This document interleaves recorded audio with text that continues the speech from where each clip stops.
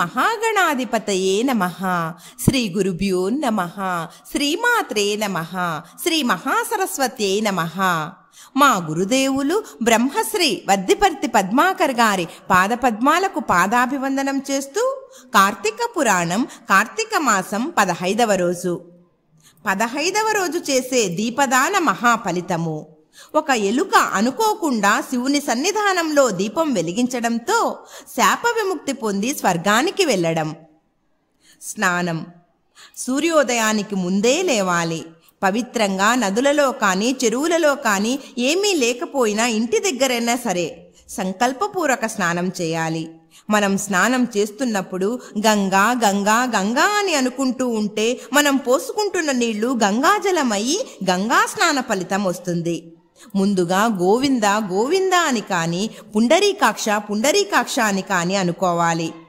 స్నాన సమయంలో గంగే చ యమునే చైవ గోదావరి సరస్వతి నర్మదే సింధు కావేరి జలేస్మిన్ సన్నిధిం కురు అని అనుకోవాలి.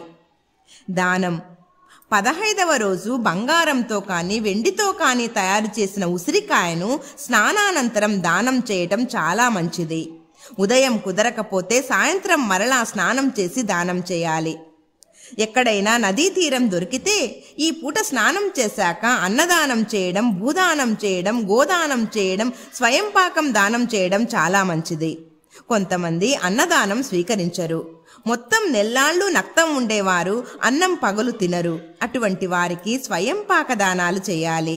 15వ రోజు చేసే దీపదాన ఫలితం 1000 రెట్లు మహా ఫలితాన్ని ఇస్తుంది. ఒక బంగారు ప్రమిదలో కానీ, ఒక వెండి ప్రమిదలో కానీ, ఒక మట్టి ప్రమిదలో కానీ నెయ్యి పోసి అందులో 3 వత్తులు వేసి వెలిగించి దక్షిణతో మహానుభావులకు దానం చేస్తే అది నవనిధులు దానం చేయడంతో సమానం. నవనిధులు శంఖం, చక్రం, పద్మం, మహాపద్మం, నీలం, ముకుందం, నందం, కచ్చపం, ఖర్వం అనే నిధులు అన్నీ కూడా చాలా గొప్పవి. అందులో శంఖనిధి ఎంతో గొప్పది. పార్శ్యే శంఖ పద్మనిధిభిః యుక్తాం మహాలక్ష్మీం అహం ధ్యాయామి అని పద్మపురాణం చెబుతున్నది. అటువంటి నిధులను మనం దానం చేయగలమా? ఆ నిధులు మన దగ్గర ఉన్నాయా? ఈ రోజు దీపదానం చేసేటటువంటి వారికి నవనిధులు దానం చేసిన ఫలితం పొందుతారు. వనభోజనం. తులసికి సంబంధించిన నామాలు, పాటలు పాడాలి. యథాశక్తిగా షోడశోపచారాలతో అర్చించాలి. ఈరోజు తులసి దగ్గర, ఉసిరి చెట్టు దగ్గర భోజనం చేయడం చాలా మంచిది. వనభోజనాలు చేసేవారు ఈరోజు తులసి చెట్టు దగ్గర పక్కన ఒక ఉసిరి చెట్టు ఉండేలా చూసుకొని భోజనాలు పెట్టాలి.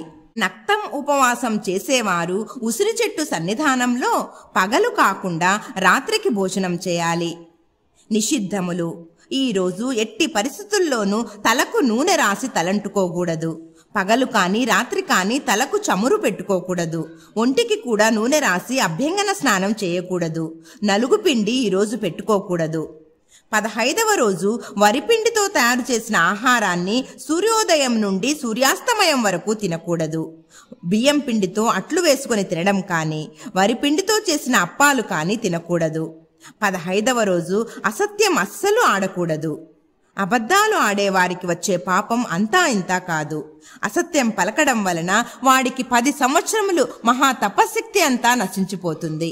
అందుకే కార్తీక మాసమున 15వ రోజున అస్సలు అసత్యం ఆడకూడదు. ఈ ఒక్కరోజు చాలా జాగ్రత్తగా సత్యం పలకాలి. కార్తీక మాసంలో ఎప్పుడూ అహింసే ఉండాలి. హింస పనికిరాదు. మాంసాహారం నిషిద్ధం. చేపలు, కోడిగుడ్లు నిషిద్ధం. మధు మాంసాదులు అన్నీ నిషిద్ధం. ఈ కాలంలో పవిత్ర కార్యాలు చేయాలి. అపవిత్ర కార్యాలు చేయరాదు. పూజ. ఈ రోజు పూర్ణిమ అయితే ఒక్కోసారి 15వ రోజు పూర్ణిమ వస్తుంది. ఈ తిథులు తగులు మిగులుగా ఉంటాయి. ఒకసారి 14వ రోజు కానీ, 15వ రోజు కానీ, 16వ రోజు కానీ పూర్ణిమ రావచ్చు. ఈ 15వ రోజు పూర్ణిమ వస్తే మాత్రం ఈ రోజు జ్వాలాతోరణం దూరడం చాలా మంచిది.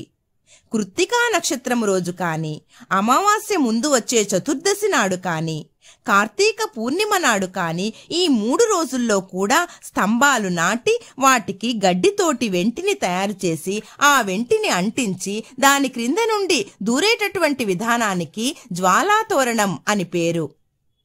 స్నానానంతరం కుంకుమ కాని, విభూతి కాని, వైష్ణవనామం కాని ధరించి ఆలయానికి వెళ్లి యథాశక్తిగా అర్చన చేయాలి. పూర్ణిమ నాడు ఎక్కువ ఆవు పాలతో రుద్రాభిషేకం చేస్తే వెండి బంగారాలకు లోటు లేనటువంటి జీవితం గడుపుతారు, ఐశ్వర్యం పొందుతారు. కార్తీక పూర్ణిమ నాడు ఆవు పాలతో తయారు చేసిన పాయసాన్నాన్ని శ్రీమన్నారాయణునికి నివేదన చేసినటువంటి వాని కుటుంబం అద్భుతమైన సుఖశాంతులతో ఉంటుంది. 15వ రోజు తులసి పూజ కూడా చేయాలి. అంటే ప్రొద్దున్నే స్నానం చేశాక శివాలయానికో వైష్ణవాలయానికో వెళ్లి అర్చన చేశాక అభిషేకాలు అయ్యాక ఏదో కొంత తీర్థం తీసుకుని ఆ తర్వాత ఎక్కడైనా ఒక తులసి మొక్క దగ్గరికి వెళ్ళాలి. తులసి వనం ఎక్కడుంటే అక్కడికి వెళ్ళాలి. తులసికి చుట్టూ ప్రదక్షిణ చేయాలి. తులసి చెట్టు ఉన్న నేలను శుభ్రం చేసి కల్లాపు చల్లి ముగ్గు పెట్టాలి. దీపం వెలిగించాలి. తులసి చెట్టు వద్ద దీపం వెలిగించేవారు చాలా జాగ్రత్త వహించాలి. చెట్టు మొదట్లో దీపం వెలిగించకూడదు. చెట్టు వేర్లు ఆ వేడికి కాలిపోతే అది మహాపాపం. దీపం ఎప్పుడూ కొంచెం దూరంగా పెట్టాలి. దీపపు వేడి తగలనంత వరకు దూరంగా పెట్టాలి. ఈ రోజు బిల్వవృక్షాన్ని పూజించడం, బిల్వపత్రాలతో లక్ష్మీదేవిని, విష్ణువుని, శివుణ్ణి కూడా పూజించడం చాలా మంచిది. కార్తీక మాసమంతా దీపం వెలిగించడం చాలా మంచిది. దీపం వెలిగించకపోయినా కనీసం వెలిగించే వారికి సహాయం చేయాలి. తెలిసి కానీ తెలియక కానీ ఎవరైనా దీపం వెలిగిస్తే ఆ దీపంలో మనం నూనె పోసినా, అందులో నెయ్యి పోసినా వారికి కూడా మహాపుణ్యం వస్తుంది. దీపం వెలిగించడము, దీప ప్రజ్వలన భయంకర పాపాల నుండి విముక్తి, మహాపుణ్యము. దీపం కొండెక్కుతుంటే అందులో కాస్త నువ్వుల నూనె లేదా ఆవు నెయ్యి వేస్తే ఆ వెలిగించిన దీపమును ప్రజ్వరిల్లింపచేయటం వల్ల కూడా మహాపుణ్యం వస్తుంది. భయంకర శాపాల నుండి విముక్తి పొందుతాము. కార్తీక మాసంలో గుడికి వెళ్ళాలి, లేక ఇంట్లో అయినా సరే దీపం కొండెక్కుతూ ఉంటే ఆ దీపం మనం వెలిగించింది కాకపోయినా ఇంకా ఎవరో వెలిగించిన దీపమైనా కొండెక్కుతూ ఉంటే కొండెక్కకుండా అందులో నూనె, ఆవు నెయ్యి పోసి ఆ జ్యోతిని పునః ప్రజ్వరిల్లింపచేసినటువంటి వారు మహాపుణ్యం పొందుతారు. వారు సకల పాతకాల నుండి విముక్తి పొందుతారు. కథ. ఒకానొకప్పుడు ధర్మనిష్ఠుడు అనే ఒక యతీశ్వరుడు ఉండేవాడు. ఆయన ఒక గొప్ప యోగి. ఆ మహానుభావుడు తీర్థయాత్రలు చేస్తూ చేస్తూ ఆయా క్షేత్రాలలో అప్పుడప్పుడు పురాణాలు చెబుతూ ఎక్కువ కాలం ఎక్కడా ఉండేవాడు కాదు. ఒక్క కార్తీక మాసం వస్తే మాత్రం ఏదో ఒక నదీ తీరంలో లేదా ఒక దివ్య క్షేత్రంలో ఉండి కార్తీక మాసం వ్రతాచరణ చేసి తాను తరించి ఇతరులను తరింపచేసేవాడు. కార్తీక మాసంలో శివపురాణం వంటివి చెప్పేవాడు. ఎవరైనా ఏదైనా ఇస్తే దానిని లోకశ్రేయస్సుకే వాడేవాడు, స్వార్థానికి వాడేవాడు కాదు. యోగులు, మహానుభావులు స్వార్థానికి వాడరు. అటువంటి వాడు ఆ యోగి. ఒకనాడు సరస్వతీ నది తీరానికి వచ్చాడు. అప్పట్లో సరస్వతీ నది జలాలతో సమృద్ధిగా ఉండేది.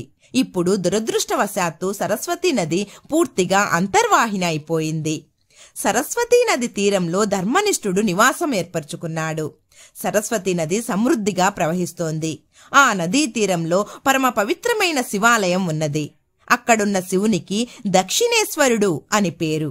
గొప్ప ఆలయం, సమర్థత కలిగిన ఈశ్వరుడు. ఆ ఈశ్వరుడు సమర్థుడు కావటం వలన దక్షిణేశ్వరుడు అని పేరు వచ్చింది. ఆ ఆలయం దగ్గర మకాం పెట్టి రోజూ పొద్దున్నే సూర్యోదయానికి చాలా ముందే లేచి సరస్వతీ నదీ తీరంలో సంకల్పపూర్వకంగా స్నానం చేసి ఆ తరువాత శివాలయానికి వచ్చేవాడు.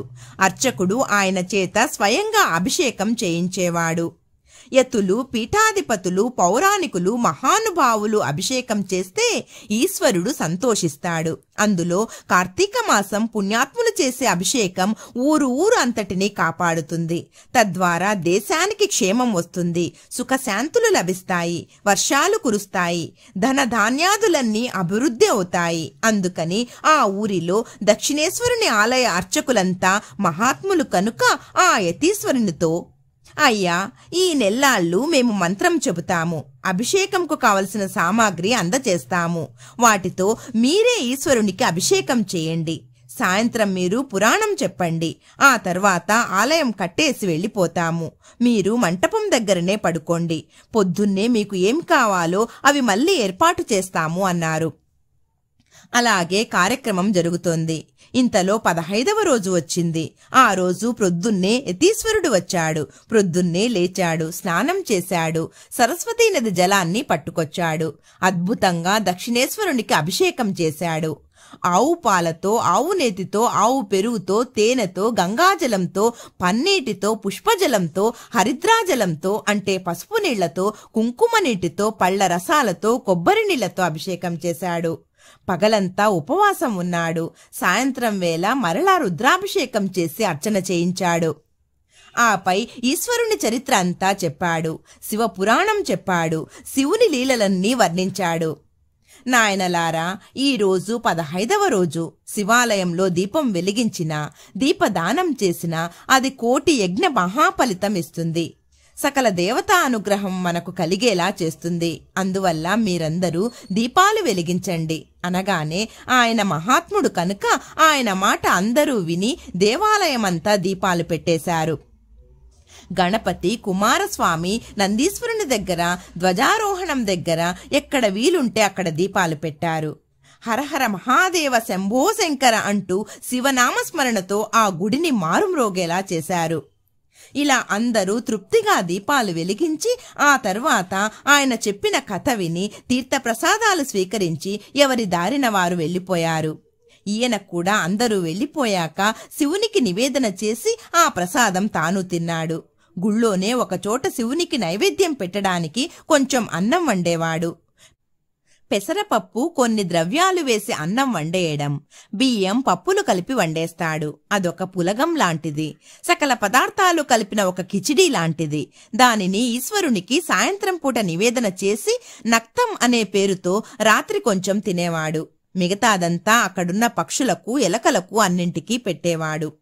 అర్ధరాత్రి 12 వరకు నిద్రపోడు. 12 దాకా కళ్ళు మూసుకొని లింగోద్భవ కాలం అంటాం. ఒక శివరాత్రే కాదు, ప్రతిరోజు కార్తీక మాసంలో లింగోద్భవ కాలం క్రిందే లెక్క. ఈ 12 దాకా శివాలయం కనుక తలుపు వేస్తారు. కనుక ఆలయానికి ఎదురుగుండా కూర్చొని శివ ధ్యానం చేసుకుంటూ ఓం నమః శివాయ అంటూ పంచాక్షరి జపం చేస్తున్నాడు ఆ మహానుభావుడు. అర్ధరాత్రి 12కి చేసే పంచాక్షరి జపం మానవుణ్ణి శాశ్వతంగా కైలాసంలో ఉంచుతుంది. పైగా ఈ పంచాక్షరి జపంతో పాటు పంచాక్షరి జపం వలన వచ్చేటటువంటి మహా ఫలితాన్ని లోపల ఊహించడం మొదలుపెట్టాడు. ఇంతలో ఒక తమాషా జరిగింది. కళ్ళు మూసుకుని జపం చేస్తున్నాడు. బయట ఏం జరుగుతుందో ఆయనకు తెలియదు. ఆ గుళ్ళో ఉన్న ఒక ఎలక బయటకు వచ్చింది. చాలా కాలం నుండి ఆ గుళ్ళో ఒక ఎలక మకాం పెట్టింది. ఆ గుళ్ళో ఉన్న నైవేద్యాలు, లోపలున్న చీరలు కొట్టడాలు, ప్రసాదాలు తినివేయడాలు ఇలాంటి పనులు చేస్తూ బ్రతుకుతుంది. ఆ రోజు అక్కడ ఏమి తిందామా అని చూస్తే అరటిపండు కాని, కొబ్బరికాయ కాని ఏమీ కనపడలేదు. ఇంతలో దానికి నూనె, నెయ్యి పోసినటువంటి ఒక ప్రమిద కనపడింది. ఆ ప్రమిదలో దీపం కొండెక్కింది. అందుకనే అది అందులోకి వెళ్లి శుభ్రంగా నూనె నాకేసింది. మరలా ఇంకో ప్రమిద దగ్గరకు వెళ్ళింది. ఆ ప్రమిదలో వత్తి కొద్దిగా వెలుగుతూ ఉంది. ఇది తెలియక ఆ వత్తిని పైకి లాగింది. ఆ వత్తి కొద్దిగా ఎక్కువగా మండింది. దానితో ఇది కంగారు పడి దీనిని తీసుకువెళ్లి పక్క ప్రమిదలో వేసింది. ఆ పక్క ప్రమిదలో ఉన్న వత్తి, ఈ వత్తి కలిసి శివుని ఎదురుగుండా భగ్గున మండాయి. ఎందుకంటే పక్క ప్రమిదలో నెయ్యి ఎక్కువగా ఉంది. అంతకు ముందు వత్తి లాగి తీసుకువచ్చిన ప్రమిదలో నెయ్యి లేదు. నెయ్యి లేకుండా కొండెక్కడానికి సిద్ధంగా ఉన్న వత్తినేమో నోటితో పట్టుకురావడంతో ఆ వత్తికి మంట మండింది. ఆ వత్తిని పట్టుకొచ్చి నేతితో సమృద్ధిగా ఉన్న ప్రమిద మరొకటి ఉంది కదా, ఆ దీపంలో ఇది పెట్టింది. ఈ వత్తి ఆ వత్తి రెండూ అతుక్కుపోయాయి. అతుక్కొని చక్కని మంట వచ్చింది. దీపం బాగా ప్రజ్వరిల్లింది. అనుకోకుండానే దానిని ఒకదానితో మరొక దానిని ముట్టించి శివుని సన్నిధానంలో దీపం బాగా వచ్చేలా చేసింది.